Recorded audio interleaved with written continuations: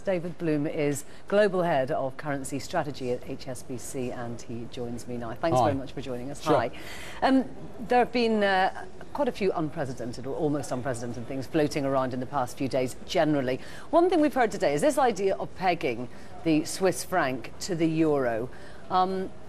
What do you think? A little bit of flim-flam and waffle, to be honest. It's trying to threaten the markets. They've tried before. It's failed, it's failed, it's failed. The market got overextended. They said something and it's bounced back. We saw wild behavior in the Aussie this morning. Basically, pegging a currency just means what we'll do is we'll intervene around a given level. We'll tell you what the level is and we'll just intervene. It's massive intervention. Well, last time they tried massive intervention in the Swiss, they failed. And anyway, the question you'd have to ask is, what would they do with all those euros that they were forced to buy when they intervened?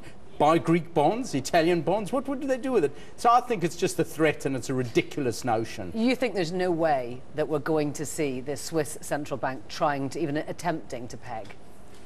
I really find it unbelievable. It's like in cloud cuckoo land for me, that these are the hard inflation fighting men of Switzerland that have created such an economy and such belief in them. That is why the Swiss franc is where it is today. And for them to intervene around a level, because that's all a peg is, land up with massive amounts of euros that they won't know what to do, I find it farcical. Doesn't mean it won't happen. Okay, okay. Now, does this smack then of desperation if they are, they're even contemplating something that you describe as farcical?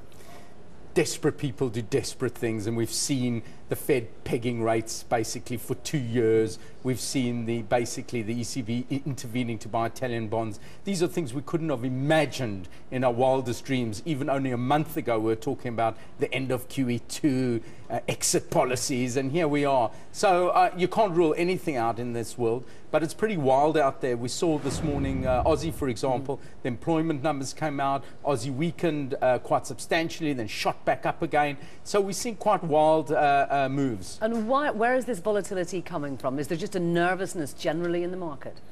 Well, I mean, there's either markets are thin and that causes volatilities, or people just don't know what to do. In 1 minute, you absolutely believe one thing, and 5 minutes later, you absolutely are convinced of the opposite. So you're just swinging around wildly there. We've seen it in the bond markets, we've seen it in the equity markets, and you know what? It's knocked on the currency door this morning.